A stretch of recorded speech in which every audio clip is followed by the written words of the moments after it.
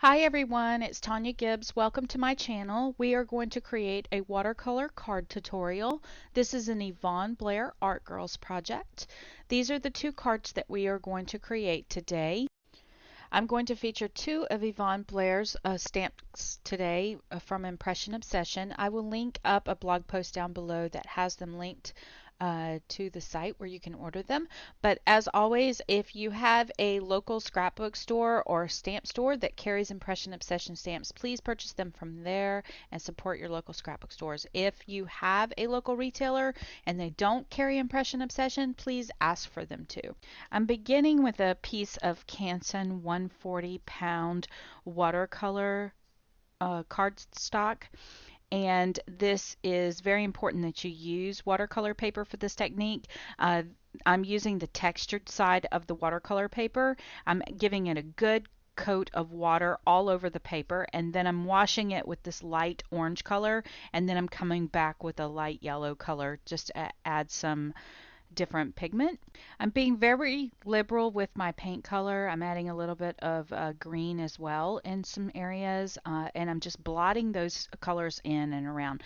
The watercolor set that I'm using is a very inexpensive watercolor set that I purchased at a department store for about $5 or $6.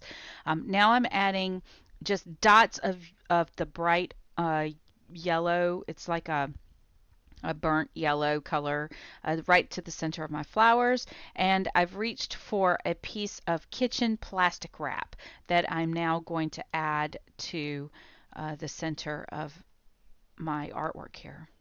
I'm going to place that to the side and allow it to dry for about 20 minutes. Now let's do our second panel.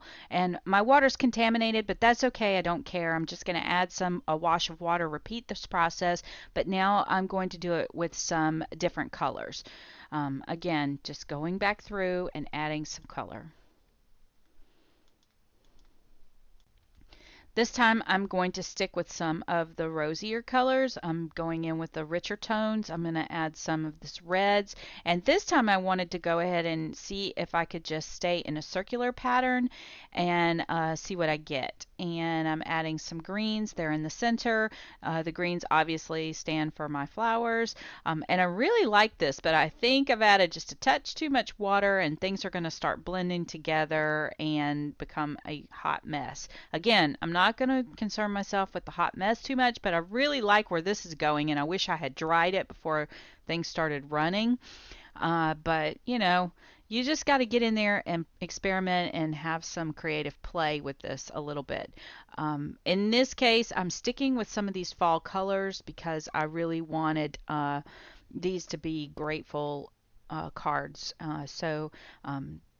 Playing around, letting the color just run and play, because again I'm going to add the plastic wrap to this as well and just let it sit for quite a while.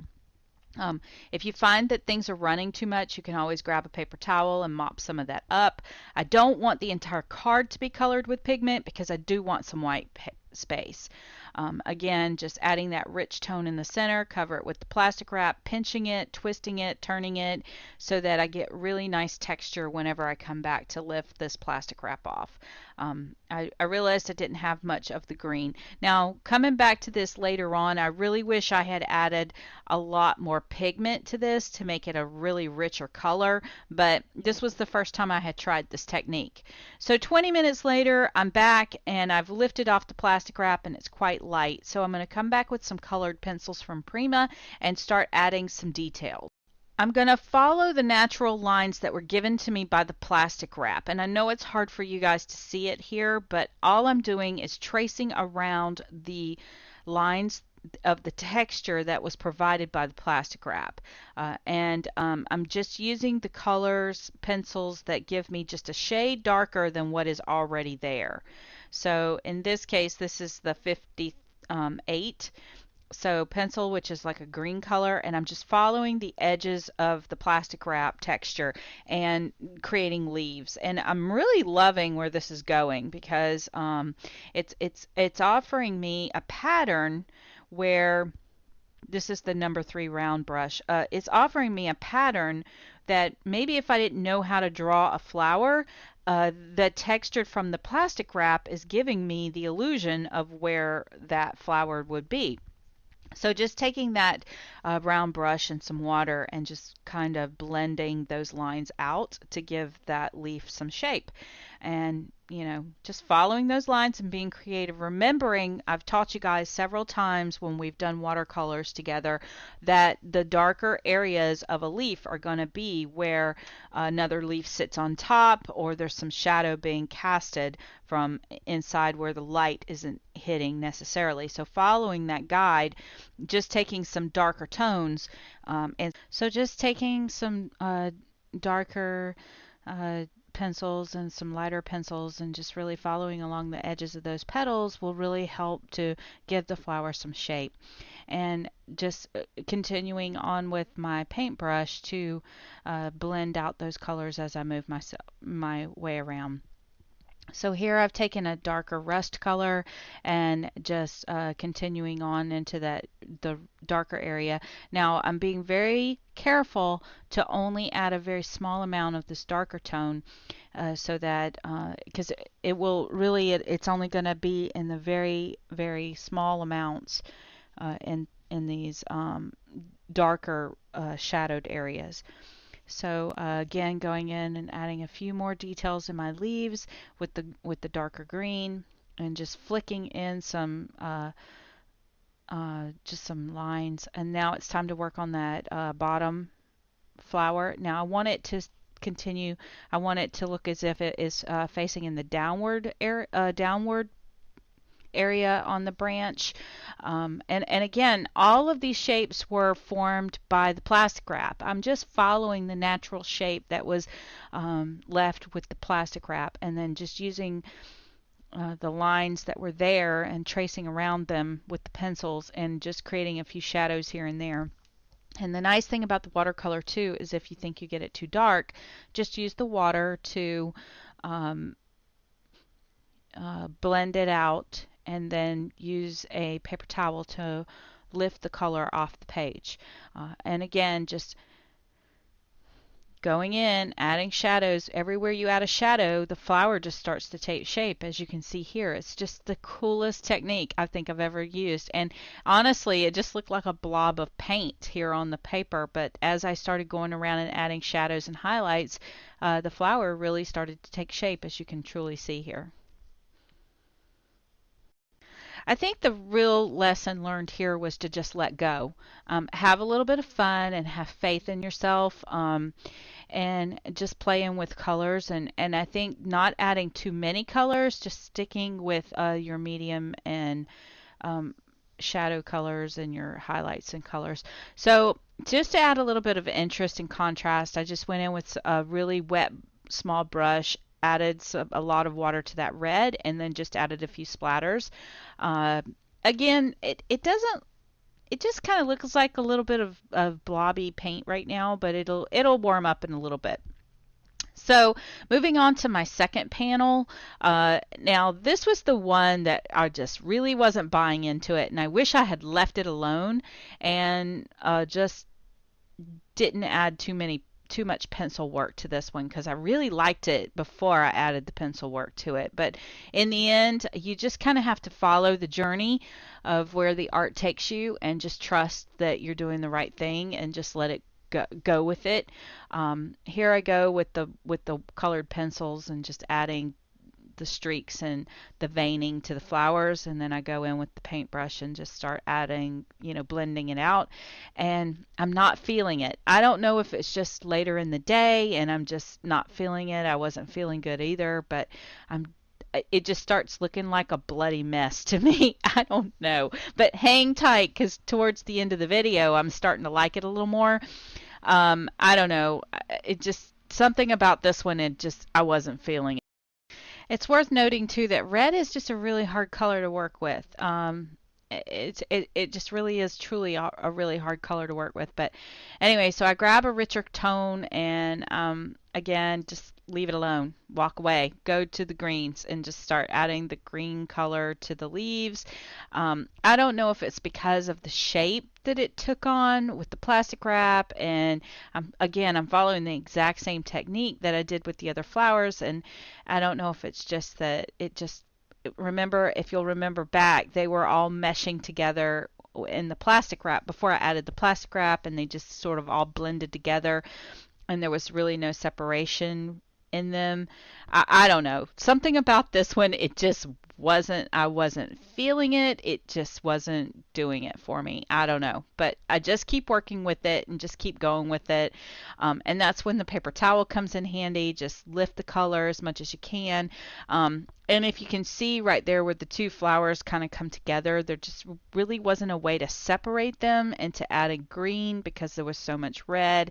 But I'm going to just go with it, and you'll see me in the video just say, oh, let's just see where it goes. I almost put this in the circular file, to be honest with you, because it was just looking like a giant mess. So then I said, well, let's just pull out this big giant paintbrush and just swirl around some big blobs of water, and see what we can do with it. Nothing. Wasn't feeling it. So let's lift some more of that color off of there and see if I can get some of that texture back. And that did work, I will say that.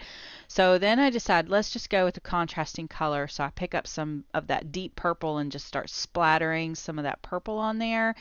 And then I'm like, oh, I'm starting to like that too. So then I think, well, let's just go mixed media on this. And if all else fails, we'll just pull out a pen and start doodling on top of it. So I decided to put it to the side and just think about my card for a minute, and I'll come back to it in a few minutes and do something else with it. So for now, these are some 6x6 paper pads that I found in the dollar bin over at Target. They were $3 a pack. And I really love that they're foiled, but this or the craft one is foiled, but it's not gold foil, it's copper foiled, which I really like. So I'm going to start building out my card panels, and I'm going to start with the top folding card for the first one, and I've selected this leaf foiling.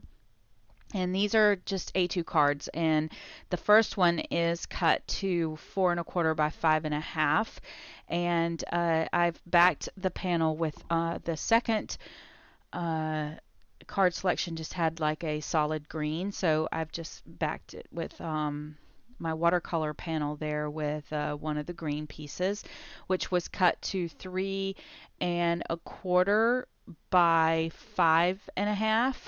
And I've added a little bit of twine to my panel, and I'm going to tie that up in a little bow here just to give a little bit of interest to it.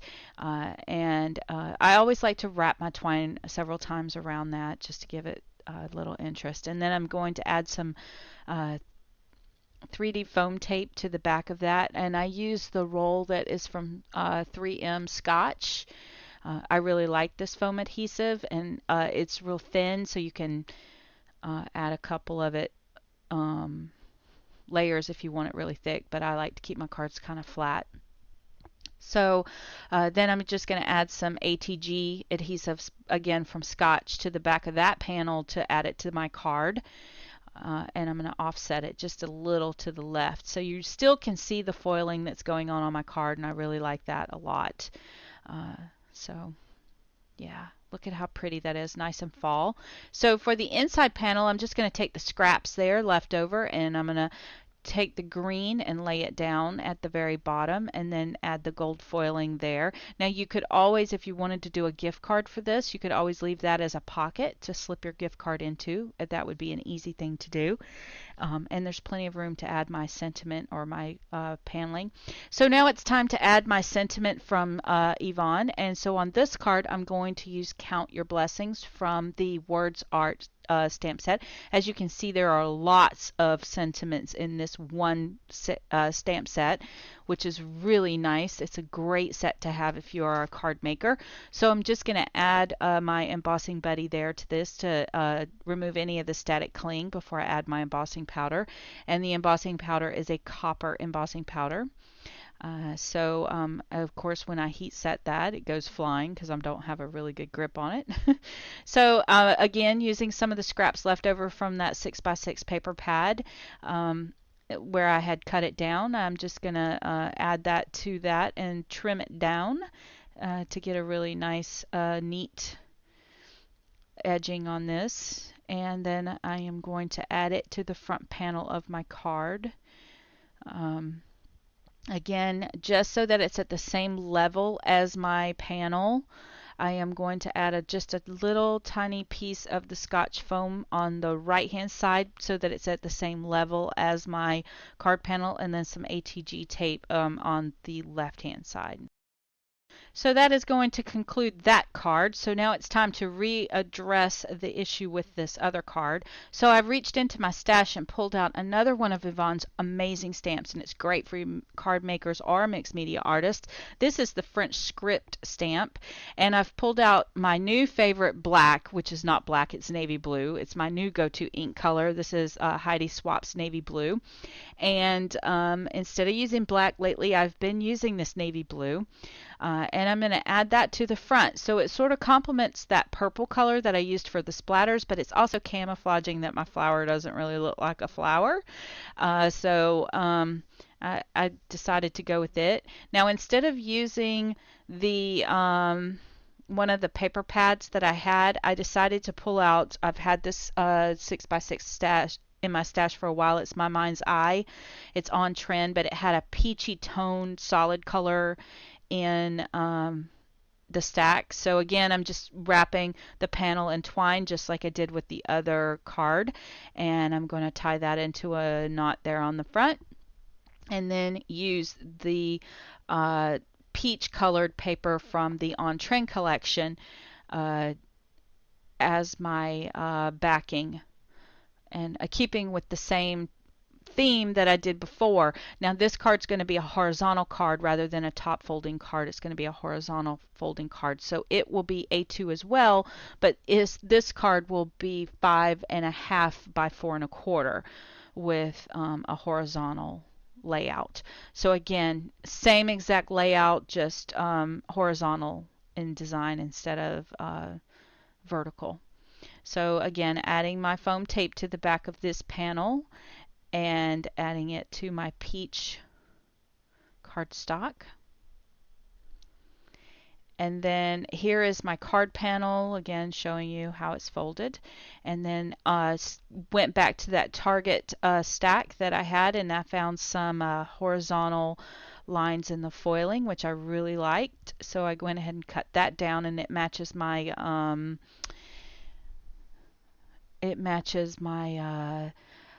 peach colored paper very well. So I'm going to add that to my panel with an ATG tape as well, just like I did with the first card. I find that if you're going to make several cards, it's nice to follow one layout, and repeating the same process on the inside, using up all of the scraps from today. So for the sentiment on this card, I'm going to use Live Every Day with a Grateful Heart from the exact same stamp set. Again, this is from Words for Art stamp set from Yvonne Blair. So again, just taking a piece of scrap paper that was in my stash, using my embossing buddy there on that, and then I'm going to use the Versa ink to ink up my stamp, and then stamp that right there in the center. Again, I'm going to use the copper embossing powder for this. I think the copper just really complements the copper foiling on the paper backing that I have, and then replace that foil back into the paper. I'm using a coffee filter to catch all of that embossing powder there. So once I heat set that and back it onto the scrap from the peach, I decided to go ahead and tie that twine into a bow there on the front. And I am going to place my sentiment there on the front of my card panel with a little bit of the ATG tape.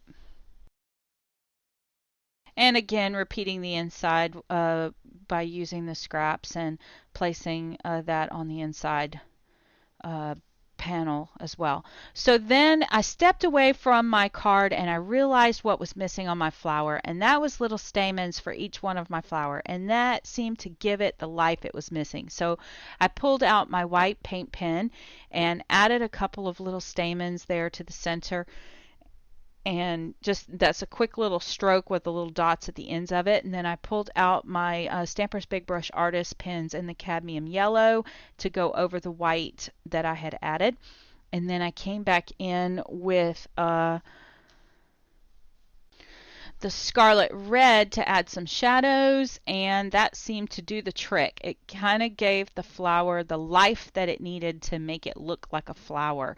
So once again, had I abandoned this project at the very beginning like I wanted to, the flower would not have come to life. And to be perfectly honest with you now, I absolutely adore this card, and I am so glad I did not trash it. I just needed to have a little bit of faith and trust my instincts, and in the end, just follow the journey and see where it took me. So I decided to go ahead and add a little bit of the stamens to these other flowers, which I used the sepia brown for the centers of this flower with the Stamper's Big Brush Artist Pen as well, and just by adding a few little stipples there, and wow, these flowers really came to life as well.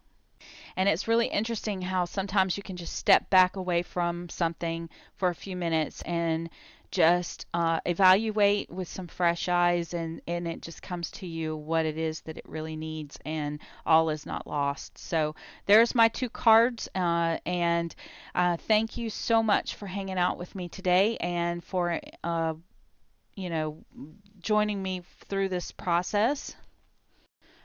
I hope you have enjoyed this. I am so grateful to you guys, my subscribers and followers.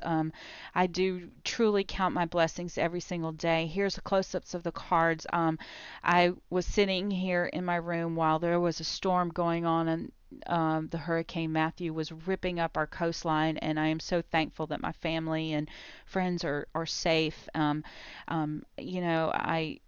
thank you all so much for hanging out with me today, and I hope you've enjoyed this video. If you did, please make sure you give me a thumbs up, leave me a comment. Don't forget to go over to Yvonne's website and check out the blog posts and leave some comments there.